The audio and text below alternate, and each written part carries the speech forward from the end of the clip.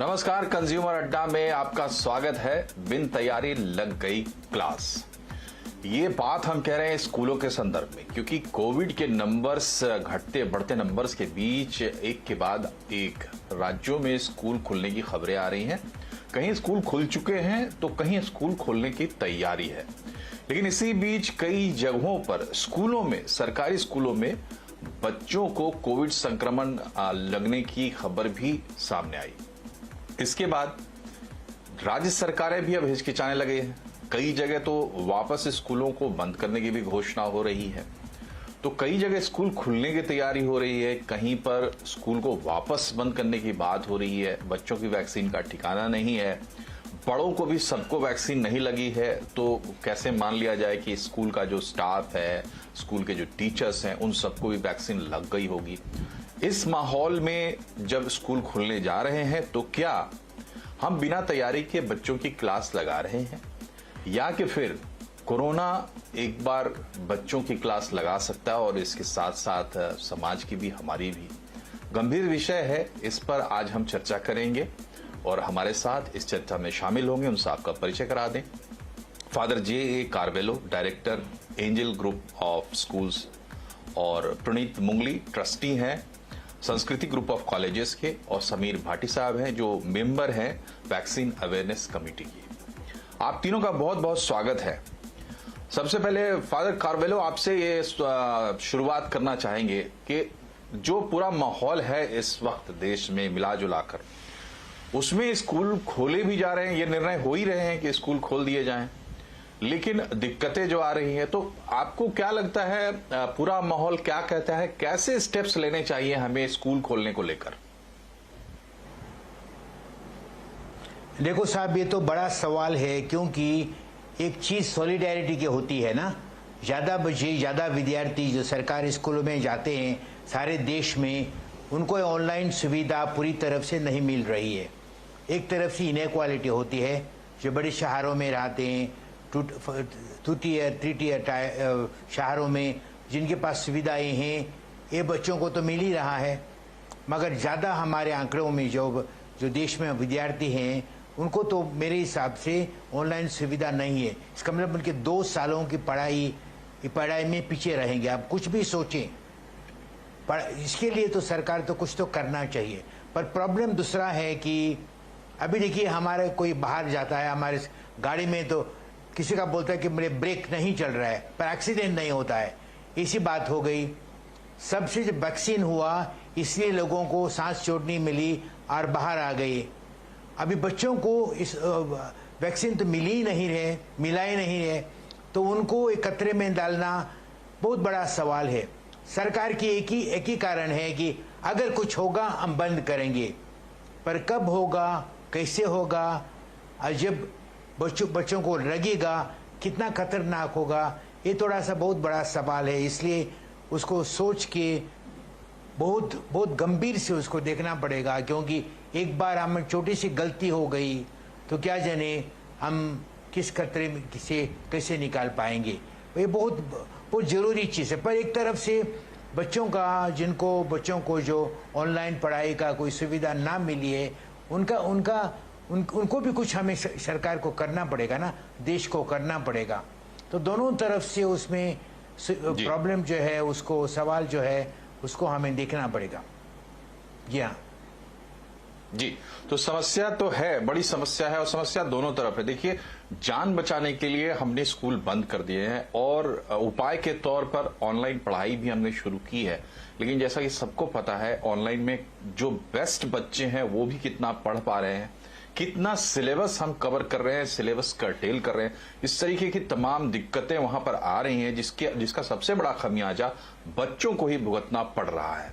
लेकिन एक पूरा स्ट्रक्चर है, जैसा कि फादर ने भी बोला, तो उसमें एक तो पूरे देश के लिए एक नीति की बात है, राज्यों की बात है, लेकिन राज्यों ने भी कहा एक स्थानीय स्तर पर डिसाइड किया जाए। प्रणीत जी, आपसे हम ये समझना चाहेंगे कि क्या आपको कोई रोड मैप या कोई तरीका नजर आता, किस पे भरोसा करे, किस पे छोड़ा जाए, कौन ये फैसला करे कि अब ये स्कूल खोले जाए या नहीं खोले जाए? मनोज जी, इसमें हमें एक तो सबसे पहले ये स्वीकारना पड़ेगा कि हमें सारे जो एजुकेशन से जुड़े स्टेक होल्डर्स हैं उनको मिलकर नई युक्तियां बनानी पड़ेंगी और इसमें आखिरकार मार्गदर्शन साइंस में करना पड़ेगा। और जैसे कि अपना एम्स के डॉक्टर गुलेरिया साहब ने बताया, एक जो बहुत अच्छा आंकड़ा है जो नापा जा सकता है कि जिस किसी क्षेत्र में कोविड पॉजिटिविटी की रेट 5% से कम हो, वहां पर स्थिति अनुकूल है स्कूल्स को खोलने के लिए। क्योंकि यदि हम ऐसे दिन की प्रतीक्षा करेंगे जहां पर 0 कोविड हो और हम 0 कोविड के लिए अपेक्षा करें, तो वो दिन का अनुमान करना तो सबके लिए असंभव है। दूसरा, यदि हम कुछ ऐसे विदेश के देशों को देखते हैं जहां पर कोविड का प्रचलन अभी भी है और उसके बावजूद वहां पर स्कूल्स खोले गए हैं, चाहे वो अमेरिका का उदाहरण हो या यूके का उदाहरण हो, तो वहां पर ये तो स्थापित कर दिया गया है कि स्कूल्स को खोला जा चुका है। परंतु एक जो बहुत महत्वपूर्ण चीज, इसके बारे में आपने भी बात करी कि वैक्सीन की उपलब्धि और वैक्सीन का जो एक ओवरऑल स्टेटस है वो हमसे वहां पर ज्यादा बेहतर है। और हालांकि बच्चों को वहां पर वैक्सीनेशन, यूके का अगर उदाहरण लिया जाए तो वहां पर बच्चों को वैक्सीनेशन नहीं दिया गया है, पर ज्यादातर अडल्ट जो हैं घर के लोग, उनका वैक्सीनेशन स्टेटस 60-70% पहुंच चुका है। तो अभी पूरा जोर जो होना चाहिए वो अडल्ट के वैक्सीनेशन के प्रति होना चाहिए, खासकर स्कूल से संबंधित, न केवल अध्यापक लोग परंतु जो अतिरिक्त स्टाफ हैं, हाउसकीपिंग के स्टाफ हैं या जितने लोग हैं, उनका वैक्सीनेशन होना शीघ्र है, आवश्यक है। और जिस किसी क्षेत्र में 5% से कम कोविड हो, वहां पर स्कूल को खोलने का कार्यक्रम वहां पर स्टार्ट होना चाहिए। जो अभिभावक लोग हैं, स्टूडेंट्स लोग हैं, टीचर्स लोग हैं, स्कूल एडमिनिस्ट्रेशन में सरकार के लोग हैं, सब इनका मिल बैठ के एक डायलॉग होना चाहिए। तो एक प्रकार की कंसेंसस और कंफर्ट बिल्डिंग होनी चाहिए, क्योंकि 15-16 महीने से स्कूल बंद है। स्वाभाविक है, एक लाइट के स्विच की तरह अगर हम एक नीति बनाएंगे ऑन करके कि सब लोग स्कूल आ जाएं, तो वो पूरा कॉन्फिडेंस आने में समय आएगा, जिसको कहीं ना कहीं तो उस चीज की शुरुआत करनी पड़ेगी। और जैसे अभी फादर जी ने बिल्कुल अच्छी तरीके से बताया कि काफी ग्रामीण क्षेत्रों में जहां पर एजुकेशन नहीं हो रही है, खासकर वहां तो ये बहुत आवश्यक है कि अभी हम स्कूल अगर वहां पर बंद रखें तो नुकसान होने का और हानि होने का, हमारे पास हानि होने की संभावना ज्यादा है।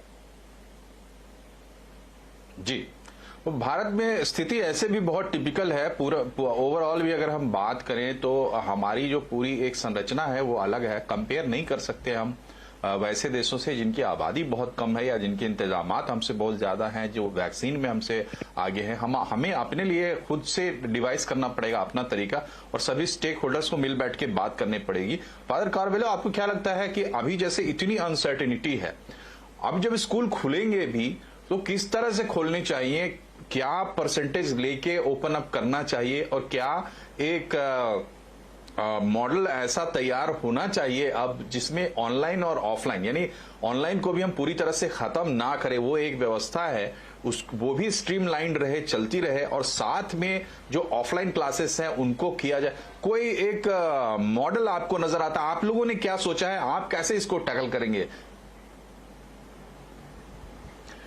हमने तो इसी किया है कि ऑनलाइन तो जारी रहेगा, क्योंकि पेरेंट्स का उनका अधिकार है बच्चों को भेजना ना भेजना, तो ऑनलाइन तो जरूर चलता ही रहेगा, चलता रहना चाहिए। हमने स्कूल में वैसे किया, हर एक क्लास में सिर्फ 20 बच्चे रहेंगे और उनको पढ़ाई जो रहेगी वही बीम होगा दूसरे घर में और दूसरे क्लासों में। इस तरफ से कोई बच्चे आ जाए कि नहीं आ जाए, उनके तरीका, उनकी पढ़ाई तो उतनी ही होगी। मगर सवाल यही है कि जो बच्चे फिजिकली आएंगे उनको तो फ़ायदा ही होगा, क्योंकि उन लोग टीचरों से अपने सवाल उठा सकते हैं और जवाब भी दे सकते हैं, पर ये सुविधा रहेगी। पर प्रॉब्लम एक ही है, जो कैलकुलेटेड रिस्क की बात हो गई। अभी समझना चाहिए कि ये एक ही आर्ग्यूमेंट है कि नॉर्मल से आ गए, कि लोगों ने वैक्सीन लिया। क्या संख्या अभी हमारे देश में 15 दोनों वैक्सीन हो गया, इसका मतलब 85 करोड़ शायद उन लोगों ने, बहुत कम लोगों ने ले लिया। खतरा तो बहुत बड़ा है। आर्ग्यूमेंट है सरकार की कि पिछले वेव्स में बच्चों को नहीं लगा, ये तो नेगेटिव आर्ग्यूमेंट है, पर खतरा तो है ही है। और कितना भी हम कोशिश करें स्कूलों में, बच्चे तो बच्चे होते हैं, तो आपने तो उन लोग अपने तो करेंगे जो करना है, पर स्कूल तरफ से सब प्रकार की सुविधा और सुरक्षा बच्चों को दे सकते हैं, पर उसकी रेखा है। हम इतना ही कर सकते हैं, उसके ज्यादा हमारे हाथ में नहीं है। एक रिस्क है उसमें, हम उसको इनकार नहीं कर सकते, रिस्क तो बहुत है ही है। जी जी, तो रिस्क है। और इस देखिए इस तरीके से है कि जैसे बारिश हो रही है, घनघोर बारिश हो रही है, ऐसी बारिश हो रही है कि उसमें आप निकल नहीं सकते, तो आप रुके हुए हैं।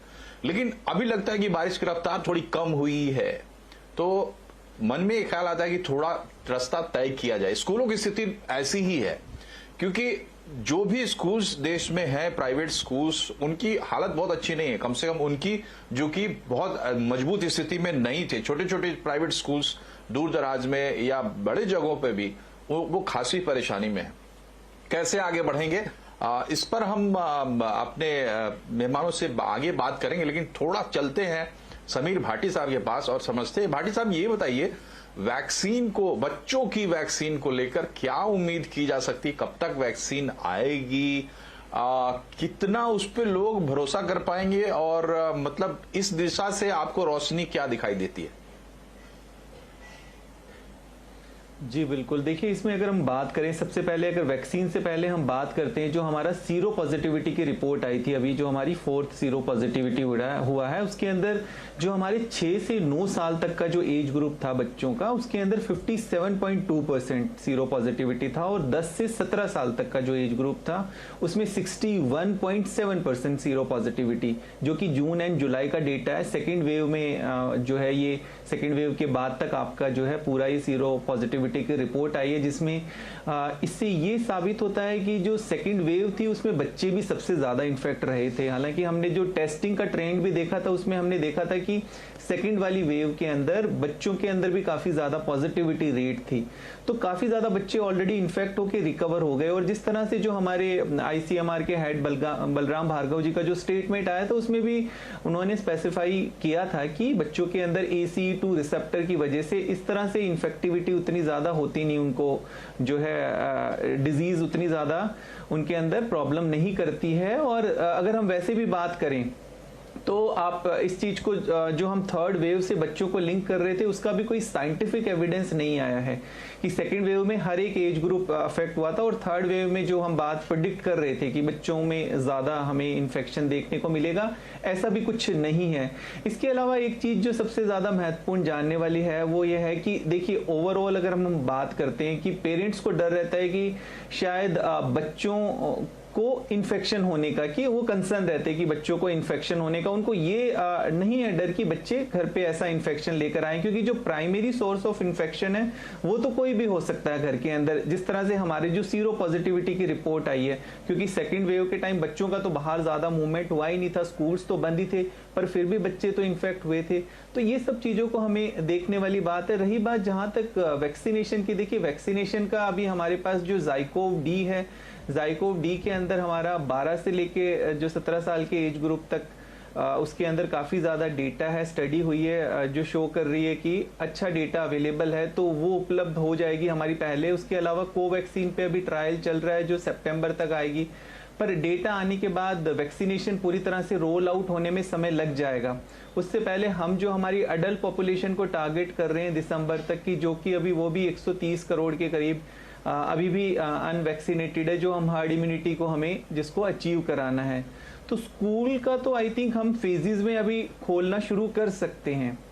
खाली वैक्सीनेशन के बेस पे हम स्कूल ओपनिंग का लिंक नहीं कर सकते। उसके लिए तो हमें जो SOPs जिस तरह से बात चल रही है, वो SOPs बना के हमें एरिया वाइज, मतलब नेशनल वाइज हम एक स्ट्रेटेजी नहीं बना सकते, पर एरिया वाइज हम ऑल्टरनेट डेज पे, शिफ्ट वाइज इस तरह से हम प्लान कर सकते हैं। और जैसे यूनिसेफ एंड यूनेस्को का भी जो स्टेटमेंट आया है कि भाई स्कूल को आप, मतलब हमें जिस तरह से और एसेंशियल सर्विसेज को हम प्रायोरिटी दे रहे हैं, उसी तरह से हमें स्कूल को भी प्रायोरिटी देनी ज्यादा जरूरी है। क्योंकि आप एक चीज इसमें देखिए, ओवरऑल ठीक है भाटी साहब, आपकी बात बिल्कुल साफ है और अच्छी बात आपने कही कि देखिए, आप वैक्सीन के इंतजार में बैठे नहीं रह सकते। कई ऐसी चीजें हैं, पॉजिटिव बातें हैं जिनको, जो ये कहती हैं कि आप आगे बढ़ सकते हैं। लेकिन सवाल यहां पर यह है कि एक रिस्क है। ये रिस्क बड़ों के संदर्भ में भी था और इंडस्ट्री ने, इकोनॉमी ने अपनी रफ्तार जो है पकड़नी शुरू कर दी है। इसमें एक बड़ी भूमिका निभाई अलग अलग सेक्टर्स ने। खास करके प्राइवेट सेक्टर में आप देखिए इंडस्ट्रीज में ने खुद ही अपने एम्प्लॉयज को लेके ना सिर्फ एसओपी बनाए बल्कि उनके लिए वैक्सीनेशन की व्यवस्था, कैसे उनको सेफ रख के काम कराया जा सके, सेकेंड वेव में मैन्युफैक्चरिंग प्रभावित नहीं हुआ। तो ये तमाम चीजें सेक्टर के बड़े बड़े लीडर्स ने किए, इंडस्ट्री ने किए, बड़ी कंपनीज ने किए। हमारा एजुकेशन सेक्टर भी इस तरीके से चलता है, बड़े बड़े ग्रुप्स हैं जो कि एग्जाम्पल सेट कर सकते। क्या ऐसा माहौल भी बन रहा है? इस पर हम बातचीत करेंगे एक छोटे से ब्रेक के बाद। बने रहिए हमारे साथ।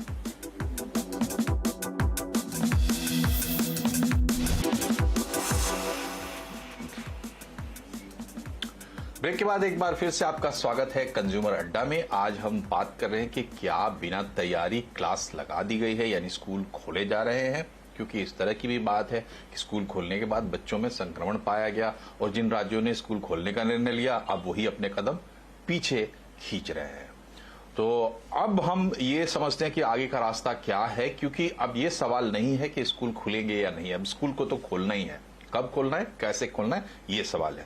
प्रणीत जी, ये बताइए कि बाकी इंडस्ट्रीज की तरह क्या एजुकेशन सेक्टर में भी कुछ लीडर्स आपको दिखाई दे रहे हैं, कुछ माहौल ऐसा दिखाई दे रहा है जहां से ये समझ में आएगा कि हाँ, इस तरीके से आगे बढ़ा जा सकता है? जी मनोज जी, तो इसमें 2-3 महत्वपूर्ण हमने एजुकेशन सेक्टर से संबंधित एडमिनिस्ट्रेटर्स, स्टेक होल्डर्स, जो 2-3 महत्वपूर्ण निर्णय अलग अलग स्तर पे जो लिए जा रहे हैं, अपनी संस्था का उदाहरण देते हुए बताता हूं कि हमने प्रायोरिटी पे न केवल अपने सारे टीचर्स के लिए पर अन्य कर्मचारियों के लिए वैक्सीनेशन प्रायोरिटी पे हमने कुछ महीने पहले से ये प्लान किया था, जिसका मुख्य कारण ये था कि जिस किसी भी स्थिति में परिस्थिति अनुकूल हो उस टाइम पर सारे के सारे स्टाफ ने वैक्सीनेशन अगर रहेंगे तो आत्मविश्वास न केवल स्टाफ का बढ़ेगा पर पेरेंट्स और बच्चों का भी बढ़ेगा। तो हमारी संस्था में और मुझे मालूम है कि अन्य कुछ और संस्थाओं में भी ये कदम उठाए गए हैं। दूसरा एक जो महत्वपूर्ण स्टेप है कि हेल्थ इंश्योरेंस की व्यवस्था अन्य कर्मचारियों को भी दी जाए, जिससे कि एक back of the mind safety और एक कंफर्ट लेवल हो कि अगर किसी कोई ऐसी परिस्थिति यदि आती है तो हेल्थ से संबंधित जो खर्चे हैं उसके लिए एक प्रोविजन रहना चाहिए। तीसरा जो इस प्रोसीजर में सबसे महत्वपूर्ण एक चीज है, एक स्टैंडर्डाइज्ड एसओपीज बनाने के लिए। हालांकि जैसे आपने भी बताया था कि भारत जैसे देश में एक मापदंड हर जगह नहीं लगाई जा सकती है, पर कुछ एक कॉमन आंकड़े होने चाहिए कि सोशल डिस्टेंसिंग किस तरीके से इम्प्लीमेंट करी जा सकती है, हाइजीन के क्या स्टैंडर्ड्स हुए जा सकते हैं, और जितना उस डायलॉग के प्रोसेस में अभिभावकों से बात करी जाए, अध्यापकों से बात करी जाए, सरकार से बात करी जाए, तो इस प्रोसीजर को, एक डायलॉग को अगर कंसेंसस बिल्डिंग से लिया जाए तो पूरे के पूरे स्टेक होल्डर्स में एक आत्मविश्वास अच्छा बना रहेगा। इन कदमों से अगर यदि शुरुआत करी जाए तो एक अच्छी शुरुआत है। फादर कार्वेलो, आपसे हम ये समझना चाहेंगे कि जो कामकाज स्कूलों का चलता है, एक जो रिलेशनशिप है उसमें ये बड़ी आशंका पेरेंट्स को सता रही है कि अगर स्कूल खुल जाएंगे कह देंगे कि आना ही पड़ेगा तो फिर बड़ी मुश्किल होगी। तो आपका क्या ख्याल है, किस तरीके से आगे बढ़ा जाए ताकि लोग हिचकिचाए नहीं, डरे नहीं, या उनको ये नहीं लगे कि फोर्स किया जा रहा है? जो अभी साहब ने बोला है ना, सबसे अच्छी चीज है। हमारे पास सिर्फ एक ही सुविधा है जिसमें हम ये कोरोना से बच सकते हैं, वैक्सीनेशन। इसलिए ये सब हमारे जो टीचर लोग हैं या जो कर्मचारी हैं, सबों को हमने स्कूलों में अनिवार्य कर दिया। कोई बिना 2 ही वैक्सीन लेने से जो नहीं लिया उसको स्कूल में उसको प्रवेश ही नहीं है। और इसलिए हमने स्कूल में भी कैंप कराए सरकार की सुविधा से, और सब लोगों को, सब टीचरों को, सबों को वैक्सीनेशन अनिवार्य कर दिया। एक तरफ से हम बच्चों के आने का माहौल तो बहुत साफ कर दिया। दूसरी तरफ से भी जो साहब बोल रहे थे, हमने कई 2-3 महीना पहले सब जो छोटे कर्मचारी है उन सबों को स्कूल तरफ से हेल्थ इंश्योरेंस भी करा दिया।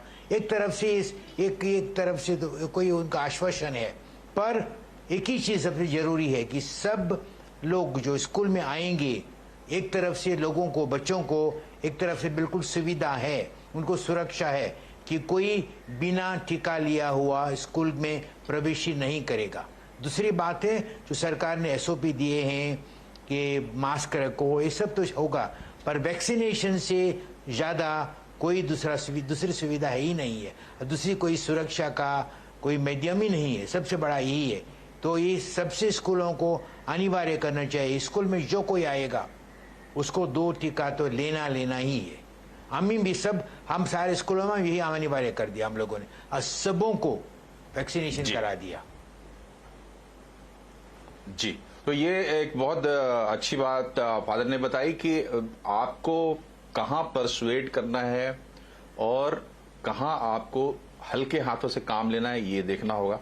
इस तमाम चर्चा के बाद इतनी बात समझ में आती है कि अब इस बात की गुंजाइश नहीं है कि फर्दर स्कूल को ऐसे ही बंद रख के चला जाए। बच्चों का सबसे ज्यादा नुकसान हो रहा है, स्कूलों का नुकसान हो रहा है, पूरा माहौल जो है वो बिगड़ रहा है। तो धीरे धीरे इस पर आगे बढ़ना होगा और लीड इसमें इंडिविजुअल स्कूल्स को ही लेना होगा अपने स्तर पर, क्योंकि ये बड़ा टास्क है। सभी लोग अगर एक साथ इसमें शामिल होंगे, अभिभावक जाहिर है अपने बच्चों की पढ़ाई चाहते हैं तो वो इसमें आगे बढ़ना चाहेंगे, लेकिन उनको एक आश्वासन, एक सेफ्टी का भरोसा भी चाहिए होगा। आप तीनों मेहमानों का हमसे जुड़ने के लिए, हमसे बातचीत करने के लिए बहुत बहुत शुक्रिया। देखते रहिए CNBC आवाज। नमस्कार।